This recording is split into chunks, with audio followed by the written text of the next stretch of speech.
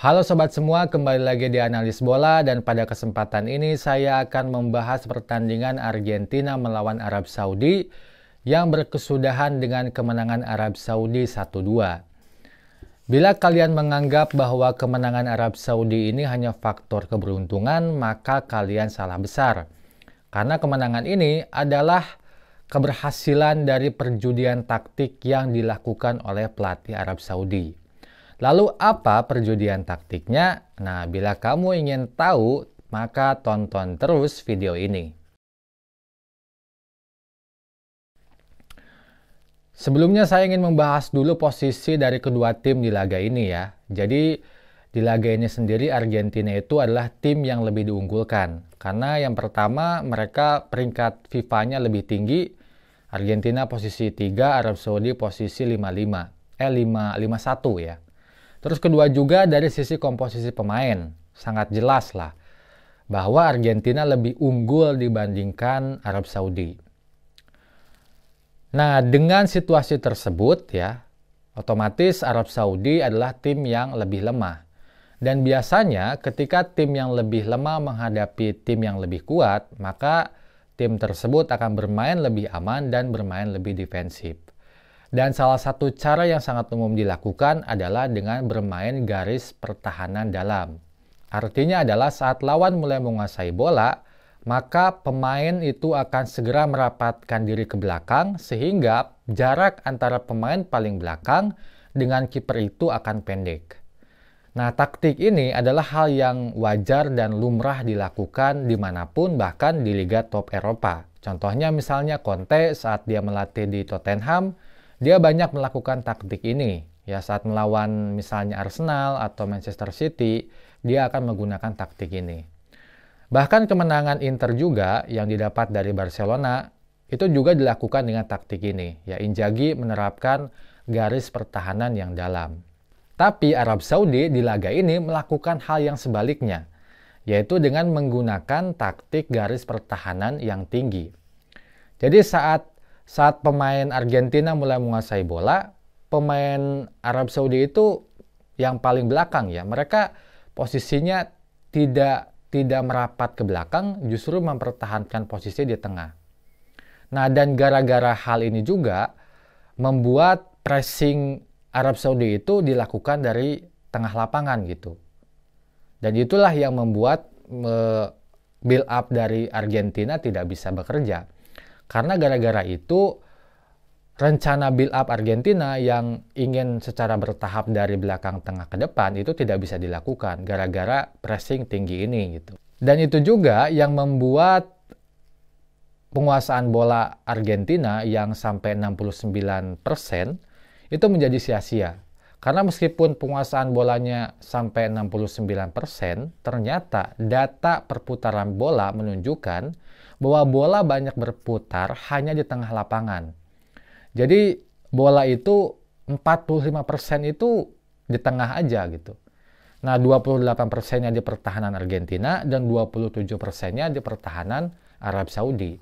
Nah, ini kan menunjukkan bahwa penguasaan bola yang tinggi ternyata sia-sia gitu. Nah, itu bisa terjadi karena garis pertahanan tinggi yang dilakukan oleh Arab Saudi. Nah, tapi tentu saja pilihan taktik ini punya resiko yang cukup besar. Karena seperti yang dijelaskan sebelumnya juga, dengan taktik ini kan jarak antara pemain paling belakang dengan kiper itu panjang gitu.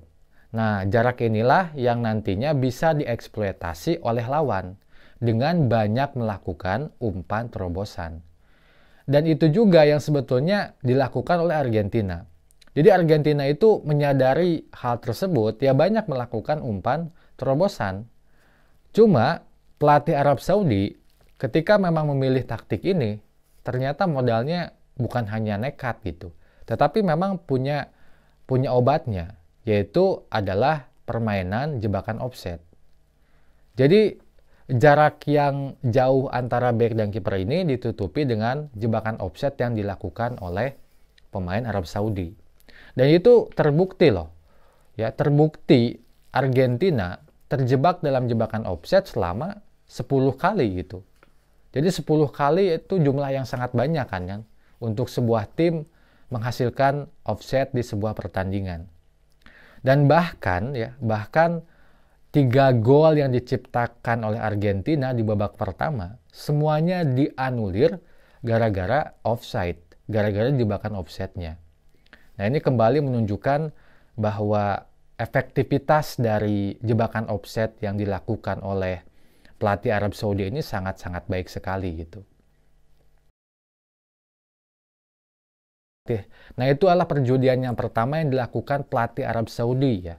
Dan ternyata perjudian ini berhasil karena ternyata taktik garis pertahanan tinggi bisa berjalan dengan baik gitu karena diimbangi oleh permainan jebakan offset yang dilakukan.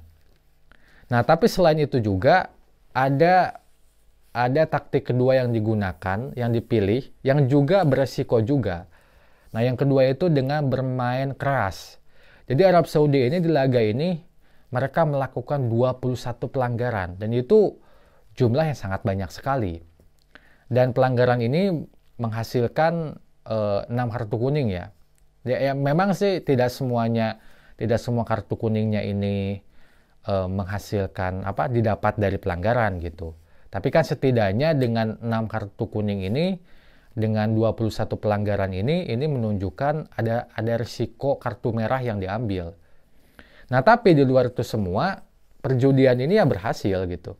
Entah itu taktik garis pertahanan tinggi, jebakan offset, dan bermain keras, itu berhasil membuat Argentina buntu ya sepanjang pertandingan.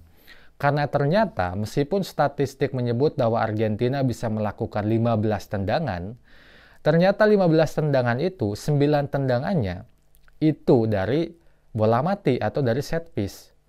Yang memang dari open play itu hanya 5. Nah, jadi sebetulnya kalau kita hitung peluang dari open play, bedanya itu cuma 2 aja. Ya, Argentina 5, Arab Saudi 3. Nah, ini kan bukti bahwa telah terjadi kebuntuan di pertandingan ini dalam menciptakan peluang yang matang ya, yang dilakukan oleh Argentina. Lalu kapan Arab Saudi ini mulai mengendorkan garis pertahanan tingginya? Nah, itu dikendorkan mulai menit 70 saat mereka mulai unggul 2-1. Jadi dari mulai menit 70 mereka mulai memainkan garis pertahanan dalam. Itu bisa dilihat dari jarak antara pemain paling belakang dengan kiper yang dekat gitu. Dan mereka juga udah mulai menggunakan 5 back. Nah, ditambah dengan itu ya makin buntu kan Argentina gitu. Di penghujung babak kedua mereka tidak bisa mencetak 1 gol pun. Nah, tapi bagi pendukung Argentina ataupun juga pendukung Messi, jangan berputus asa dulu lah.